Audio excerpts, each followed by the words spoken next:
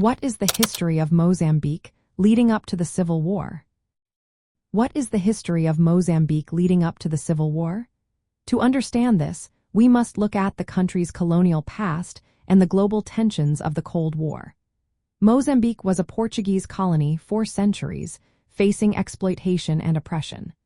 The people of Mozambique grew increasingly frustrated with colonial rule, leading to a desire for independence. In 1964, the Mozambique Liberation Front, known as FRELIMO, began a liberation struggle against Portuguese control.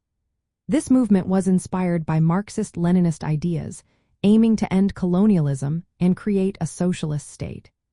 FRELIMO's fight for freedom was not just about independence.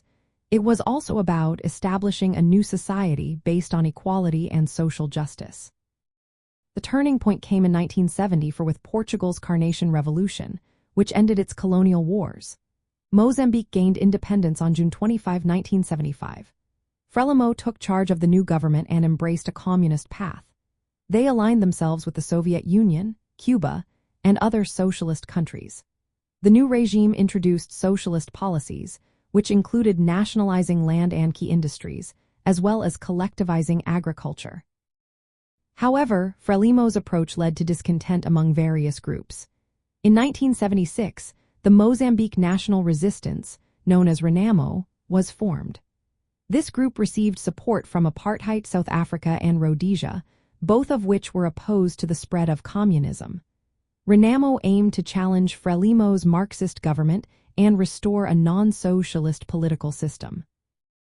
The conflict between FRELIMO and RENAMO escalated into a civil war starting in 1977. This war was not just a local issue. It became a battleground for the Cold War. FRELIMO was supported by socialist allies, while RENAMO received backing from Western-aligned powers.